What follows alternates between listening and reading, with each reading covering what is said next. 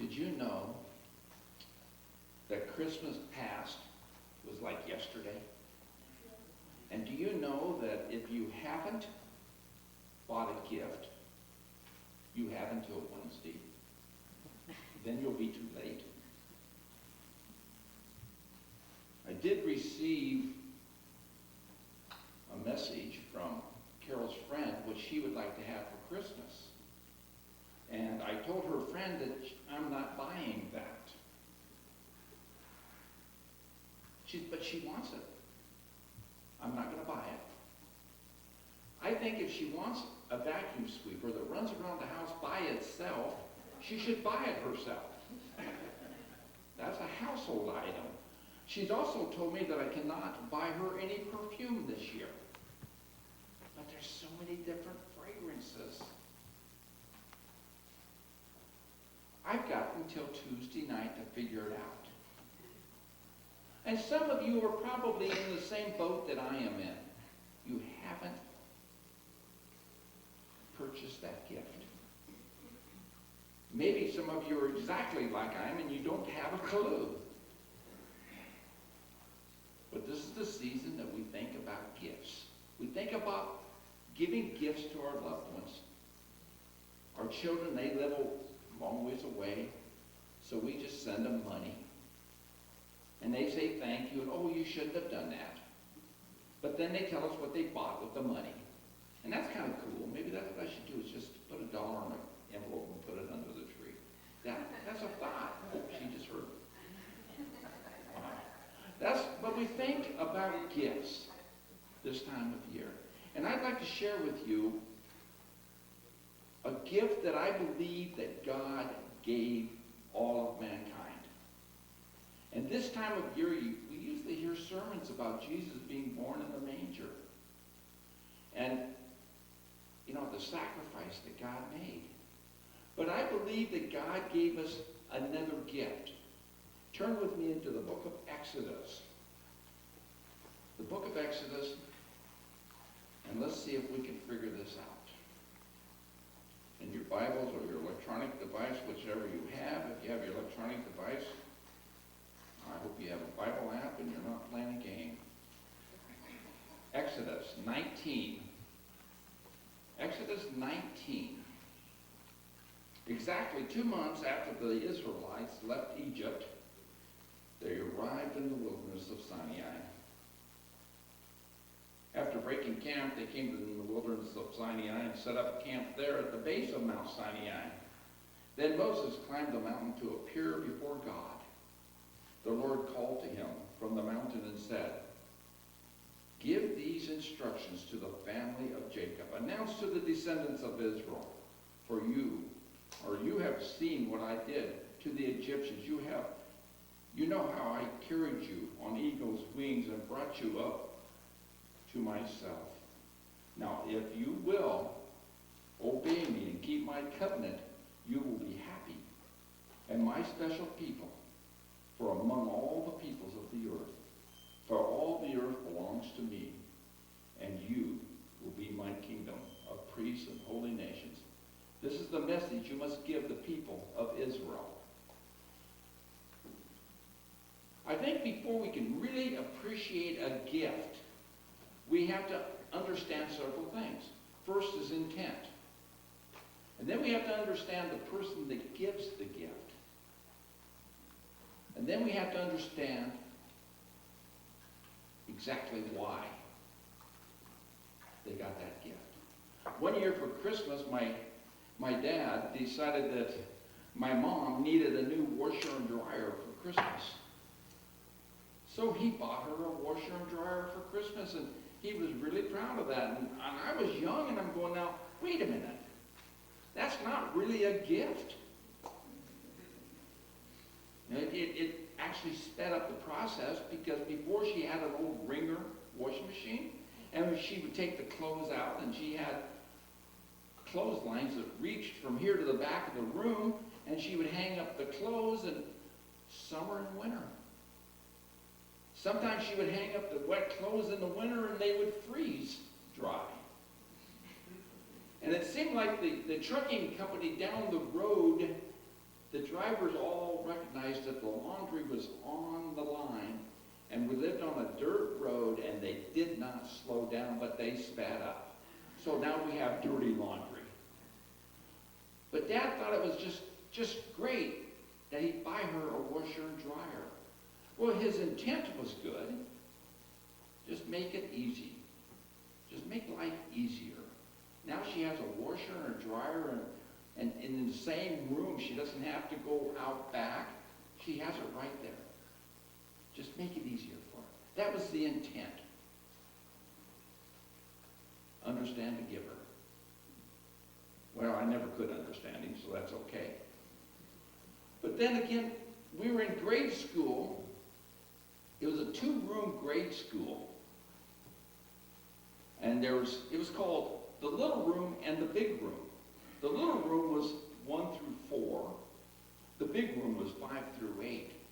But they were the same size room, if that's what they were called. And at Christmas time, you know how it goes in school, you exchange names, and you get someone's name, and then you get help from Mom, and you buy the presents and that kind of stuff. And a 5th grader, he drew the name of a 1st grader. And Christmas came, and under the tree was this huge box. And it had the 1st grader's name on it. And everybody was excited about that box, because everybody else had little boxes. But this was big. This is a big box. And we couldn't wait until that day when we were going to open up the presents. Not only because we were going to open up the presents, because it was also the last day of school that year. We could go home and then not come back to school till next year. Yeah, see you next year. So we all were in anticipation of what was in that big box. Well, it came time for the 1st grader to open his box. He tore into the wrapping, and he looked in, and there was another box inside the big box.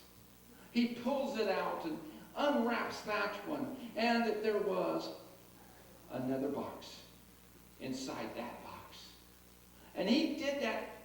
There must have been 4 boxes inside one box, until he got to the last one. He opened it up, and anticipation was thick in the room. What did he get? What was it? He opens up the present, he tears the paper off, he opens up the present, and he pulls out a bag of dry dog food. Disappointed, heartbroken, and crying. That was a mean gift.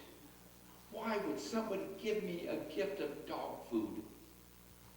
Well, we have to look at the intent.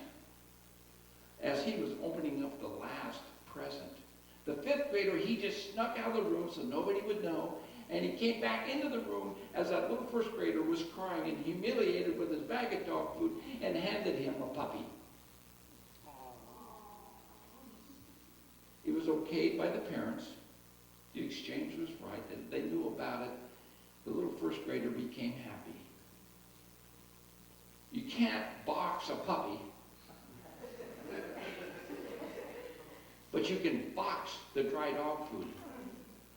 And so when you understand the intentions of dog food for the present, that it actually was a puppy, the excitement came back to the 1st grader. And you have to understand the humor of the 5th grader. You have to understand who he is. Intentions. Well, this morning we read in Exodus, God telling Moses to come up on the mountain because I have some instructions that I want to give the people. Well, we have to go back now. We have to go back. Why does God need give people instruction? What's with this picture that I'm getting in my mind that God needs to give the children of Israel instructions? Well, we go way back. Jacob goes down to Egypt. His family lives there. You've all you heard me tell you, if you play a game of trivia and somebody asks, where did Jacob go? The answer is the land of Goshen. Just remember the Atlantic Ocean. And if you say it fast enough, they'll hear, the land of Goshen. So they went down there and they multiplied and multiplied, and they were more than fruitful and multiplied. And the new Pharaoh, he came into town and he says, wow, do you see those people down there? There are so many of them that if they wanted to rebel, if they wanted to set up a new government, we have no chance. They can do it. I think we have to make a policy here, and that's to make them slaves before they make us slaves. And so they made the children of Israel, they made them slaves. And for 400 years they lived into slavery. That's a long time.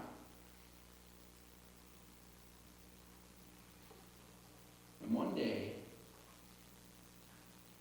God told Moses in the wilderness that I'm going to set the people free, and I want you to be their leader. I want you to go back, because Moses was in the wilderness taking care of his father-in-law's sheep. God spoke to him through a burning bush, and I want you to go back, and I want you to tell Pharaoh we need to leave town for 3 days. Have you ever stopped to count how many people were slaves? The tribe of Israel, how many people there were? The Bible tells us that there was 160,000 men, not counting women and children, and not counting the group of Egyptians that left with them. It's estimated that there's over 2 million people left Egypt that night. Can you wrap your mind around that? Growing up, there was 5 boys and 1 sister. And we couldn't get all together in an hour. You know, everybody just couldn't get prepared at time. And it seemed like on Sabbath morning at our home, and we had 2 children, we couldn't leave on time, and there was only 4 of us. Couldn't get ready. 2 million people exited Egypt. God guided them. He led them. He protected them. We know the story of how they got to the Red Sea.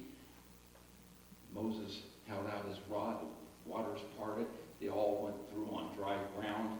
And then the Egyptians, they came through, and the water engulfed them, and they floated to the top. God protected them. We understand that as we read that God was with them every step of the way. He provided quail for them in the evening. He provided them manna in the morning. Every time I eat a sugar wafer, that has to be manna. He provided for them over and over and over again. But we hear, underlined through the scriptures, that the people did not appreciate what God did. In fact, they moaned and groaned. They complained. They gave Moses a hard time.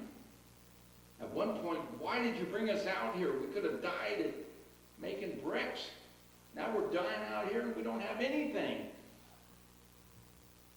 And they complained. It was just hardship. Just tough on Moses. Hearing them complain day after day, all the time. A group of people now who don't have any direction on what to do. They could do anything they wanted. They were free. They had this freedom of no longer being a slave. I can do anything I want. And as I read the instructions that God gave Moses, there must have been a lot of wickedness going on in the camp. Or why would God give him an instruction, thou shalt not covet thy neighbor's wife? Apparently that was going on. Thou shalt not steal. Apparently that was going on. Thou shalt not lie or bear false witness. That was going on. Rules, rules, rules.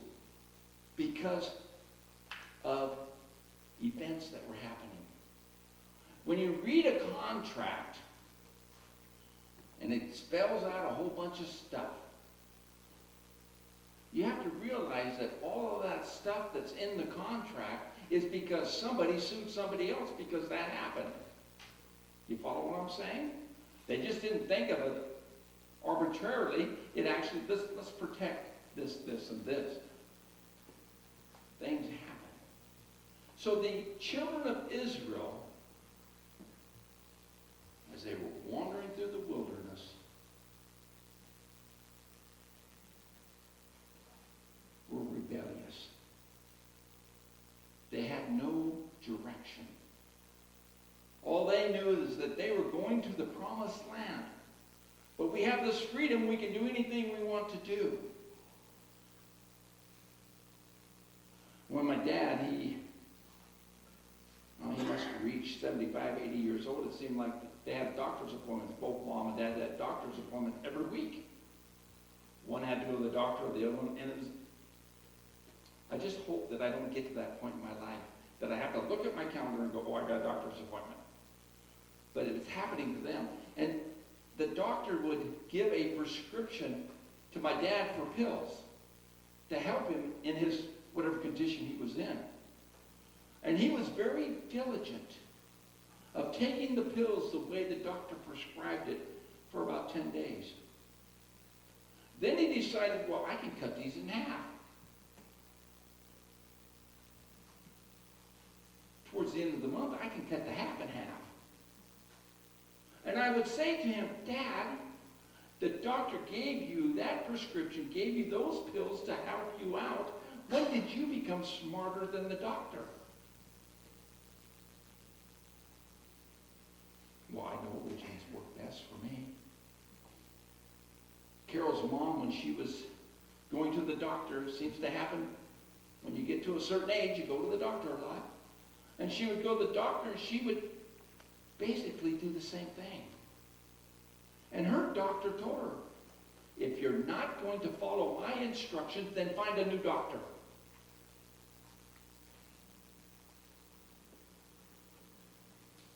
If you want freedom, you follow the instructions. If you feel like you're under bondage, then you change the rules, if you will. So I think this morning that the gift of the Ten Commandments was a gift. To give the children of Israel freedom. To give them happiness. To give them a sense of direction. And if they followed the rules, then everything would be good. Think back when you were young and dumb. You had a driver's license like you have now. And you would drive down the highway as fast as you could. Because you could. And you came to a mountain road. And you knew that you could drive that road all the way through the mountain, through the curves. You could do 65, 70 miles an hour, and everything would be safe, and everything would be good, and it would be so much fun to do. But the highway engineers, they have determined that there is one corner that you need to slow down to 40 miles an hour on. That rule I don't have to apply. It doesn't apply to me. I can do it 65. And I did. But you know that posted sign up there is to give you freedom and happiness. Because when the road engineers designed the road, they figured it out that if you were in the middle of that curve at 65 miles an hour and a longhorn sheep stepped out in front of you, you could not get stopped. But at 45, you could. Well, I can break that rule. It's not going to happen to me.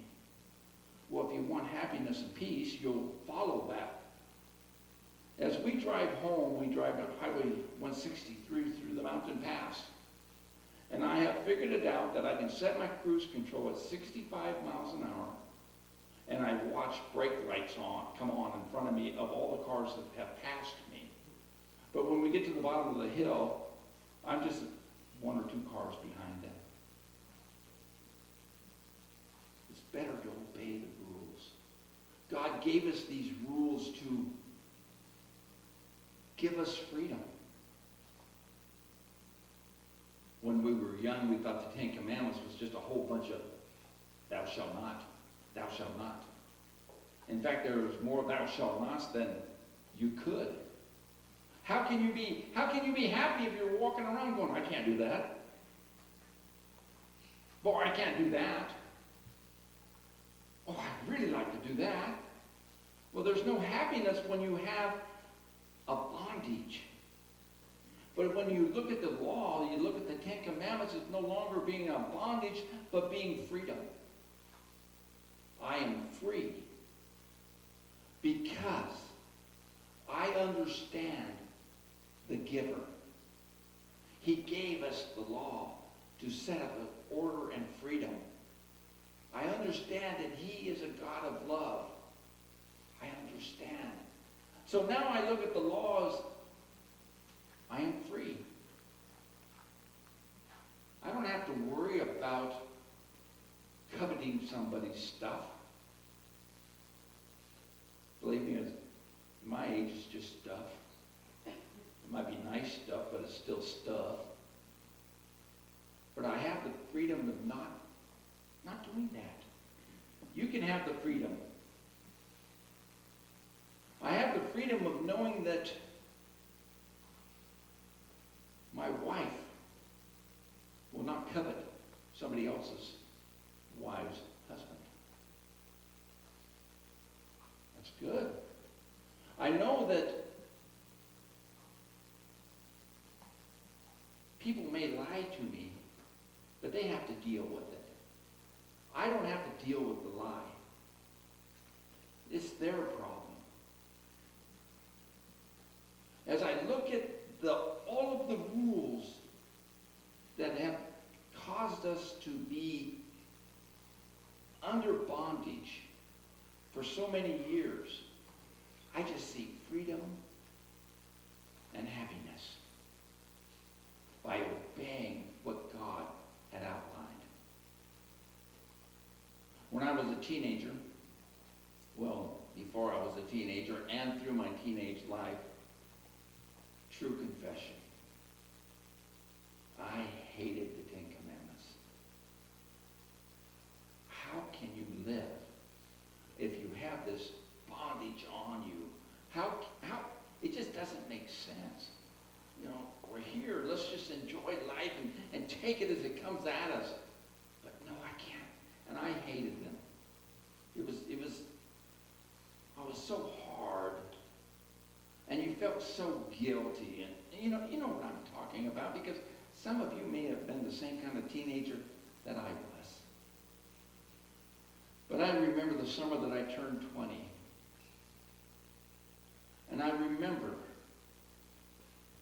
hearing what I think is the voice of God telling me, if you love me, keep my commandments. If you love me, obey them. If you do, you will find peace that passes all understanding. You will find joy, and life will be good for you. You will not live under the condemnation of the law. You will live in joy with me. Wow, that was kind of heavy, because that summer I was contemplating what I was going to do with Christianity. I grew up in the church. I went to the church schools. I thought I was a good boy. But that summer I was wrestling with, what am I going to do with this Christianity thing? How is it going to apply in my life? That day when I had a conversation with God changed my life, changed my perspective of how I was going to live. It's spelled out before me. It's spelled out before you. It's a gift. You can open it up with the excitement as the first grader did for 4 boxes, and then be totally disappointed because you got a bag of dog food. Or you can open it up knowing that there is a prize at the other end. And I hate to say the prize, Because it's not truly a prize that we're going to have eternal life. That itself is another gift from God. But that's where we're headed for. It says in Revelation, here are those that kept the commandments and have the testimony of Jesus Christ. Pretty serious stuff. The gift. How do we appreciate it? How do we appreciate the giver? If you love me, you'll keep my commandments. If you love me. You need to understand the gift. You need to understand the giver. And you need to know how to apply it to your life. And I'm going to tell you that I have heard all of my life that Jesus is coming soon. Jesus said over 2,000 years, if I go, I will come again. We've been told over and over how quickly Jesus is going to come. If you read the newspaper, watch the news, or see what's going on the internet, you know that the coming of Jesus is very soon. You either accept the gift that he has given you, or you reject it. You either accept the gift that he's given you, or you become like my dad and you say, well, this one doesn't work, I'm going to cut it in half. Life goes on, I'm still breathing. Life is good, everything's going. I'm just going to cut that rule in half. It doesn't apply. But when you understand the giver of the gift, you understand the intentions that it is for good life, then you can't help but look at the Ten Commandments as a gift of joy, a gift of love. There's a Christmas carol that we sing, and it says, "Oh, come, let us adore him." And the chorus says, "Oh, come, let us adore him. Oh, come, let us adore him. Oh, come, let us adore him." 3 times. When we have this love relationship with Jesus, and we know that he is the giver, and we see what he did for the children of Israel on the plain of Sinai, that he gave them a gift, and that gift applies to us today. I think I can guarantee you will have a change of attitude to a change of gratitude. That God did that for us so that we can have freedom in him. Pray with me. Father God, I do want to thank you. I want to thank you so much that you've given us instructions on how to live happy and safe and with freedom. I pray that each one of us here won't become patients that cut the pills in half, or that we drive too fast on mountain roads that we shouldn't, but that we follow these instructions so that we can have freedom. Freedom in you. Again, I want to thank you for this season, for the reason, Jesus. I want to thank you that Jesus was willing to come on earth and show us how to